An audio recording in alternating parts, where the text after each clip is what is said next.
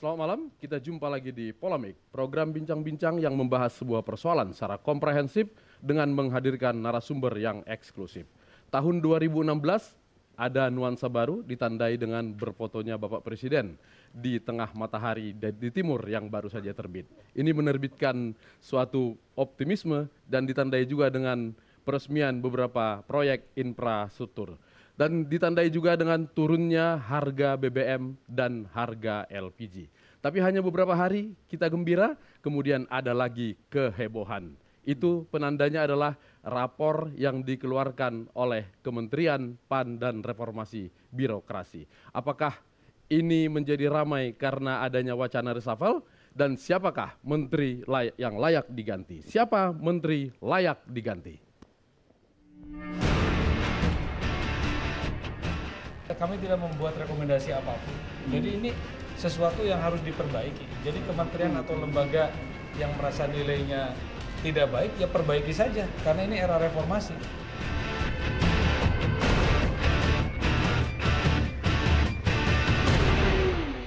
Setahun lebih sudah, Presiden Joko Widodo dan Yusuf Kala memimpin pemerintahan dengan dibantu sejumlah menteri yang tergabung dalam kabinet kerja.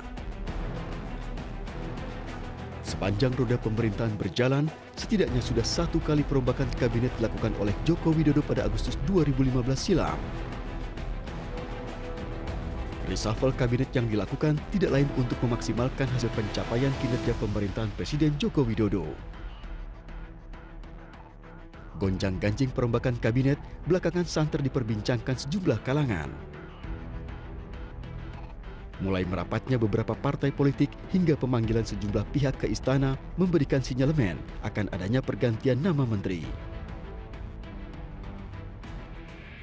Tidak hanya itu, rapor akuntabilitas kinerja menteri yang dikeluarkan oleh Kementerian Pendayagunaan Aparatur Negara dan Reformasi Birokrasi semakin menambah hangat wacana perombakan kabinet.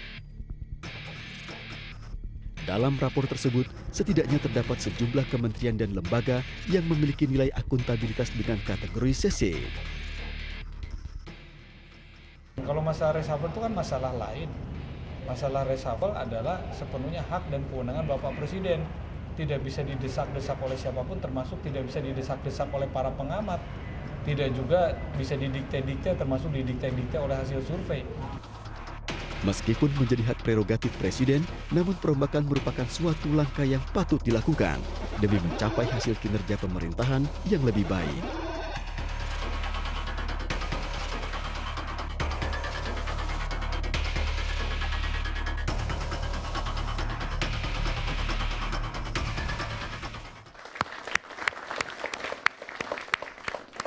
Apa makna substantif dari rapor evaluasi itu? Apakah lebih bermakna politis atau sebetulnya memang untuk melihat akuntabilitas kementerian?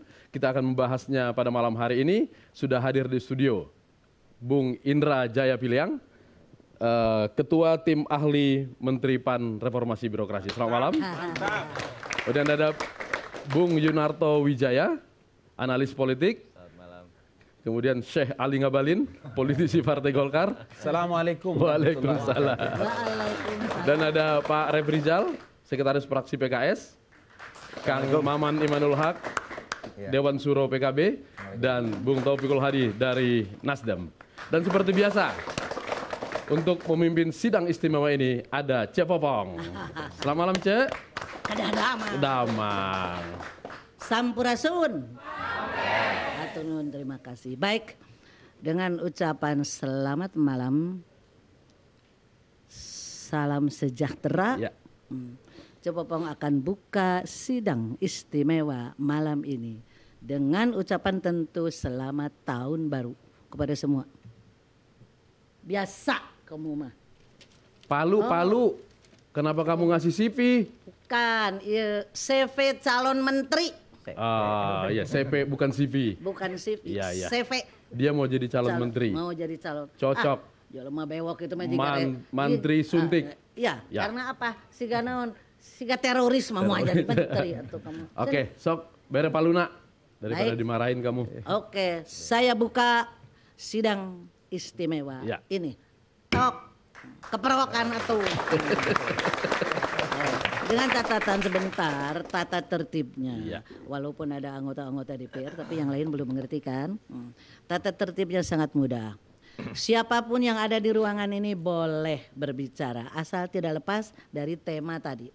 Dengan catatan, kalau ada yang mau memotong pembicaraan orang lain, boleh juga, Iya. asal seizin kau. Mangga. Iya, terima kasih Cepopong. Kita langsung saja mulai. Bung Indra Piliang, apa makna dari pengumuman rapor itu? Bukankah ini sudah berjalan sejak 2004? Dan apa yang istimewa untuk tahun 2016 ini? Ya, sebetulnya kalau kita lihat yang istimewanya tidak ada ya, karena ini pekerjaan tahunan yang dilakukan oleh Kemenpan bersama dengan sejumlah institusi, termasuk di sini KPK, BPKP, BPS, kemudian juga yang lain ya. Artinya ini bukan pekerjaan Kemenpan sendirian. Yang kedua adalah yang dinilai kan 77 instansi. Dalam tanda kurung, kementerian, badan, dan lembaga. Yang katakanlah disebut ada yang lembaga negara, ada yang komisi negara, ada yang instansi pemerintah gitu. Dan kalau kita perhatikan, itu kan juga Mahkamah Agung juga ada di sana, Mahkamah Konstitusi ada di sana. KPK yang baru saja komisionernya berganti, itu juga ada di sana. Nah, dan ini ada rankingnya, ada grafik naik turun gitu. Kemenpan sendiri turun ya tahun ini, tahun 2015 dibandingkan dengan tahun 2014 gitu. Dan kita punya data 5 tahun sebelumnya, ranking dari masing-masing kementerian, mana yang naik, mana yang turun, dan tidak ada yang terlalu drastis sebetulnya. Artinya ini bukanlah penilaian terhadap menteri. Ada aspek kinerja, kalau saya mau katakan di sini aspek kinerja itu hanya 20% ya. Artinya kalau seorang menterinya bagus atau seluruh institusi kementeriannya bagus, itu cuma memenuhi angka 20. Dari 0 sampai 100 gitu. Tapi yang lain yang kita bisa lihat adalah misalnya evaluasi, identifikasi keberhasilan, kegagalan, hambatan itu 10%, kemudian laporan unit. Apakah melakukan laporan tiap tahun misalnya secara periodik itu 15%, kemudian ada juga yang pengukuran berdasarkan metode yang pas terhadap institusi ke bawah 25%. Nah, yang paling tinggi bobotnya itu adalah rencana sebetulnya 30%. Artinya ini disesuaikan dengan katakanlah Renstra. Banyak beberapa kementerian, lembaga, badan yang terlalu dominan unsur pimpinannya misalnya, itu menjalankan program yang tidak sesuai dengan Renstra. Hanya berdasarkan subjektivitas. Nah, itu nilainya rendah gitu. Kalau yang dinilai adalah kementerian, berarti menteri dan seluruh jajarannya. Tidak hanya menterinya, tidak hanya rapor menteri. Kelembagaannya. Kelembagaan. Karena di dalam undang-undang kan kelembagaannya. Kita kan mengundangkan beberapa undang-undang ya. Ada undang-undang kebenaran negara, ada undang-undang. Termasuk yang kenapa menteri Kemenpan dan melaporkan kepada publik, karena diwajibkan oleh undang-undang kebebasan memperoleh informasi publik. Sejak 2004 selalu diumumkan ke publik? Oh tidak, karena undang-undang itu kan baru juga. Artinya undang-undang itu baru. Artinya bukan baru sekali ini diumumkan ke publik? Sebelumnya mungkin tidak terlalu diperhatikan, karena ada UKP 4 ya.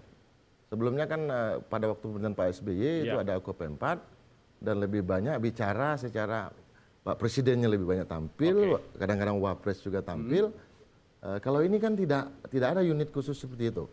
Yang akhirnya ketika padahal ini di bawah katakanlah yang bersifat politik, yang politik sepertinya UKP 4 itu. Nah, ini bukan biasa saja gitu. Menyangka nggak sebelumnya bahwa akan ada tanggapan yang begini ramai dari publik maupun dari partai politik?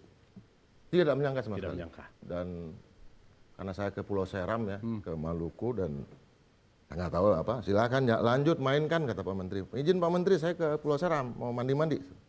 Pas nyampe di sana, saya disuruh pulang. Pak Ate sekarang, bro saya nggak bisa, udah putih semua, bingung. Ini ada apa ini? Ini masalah politik ini.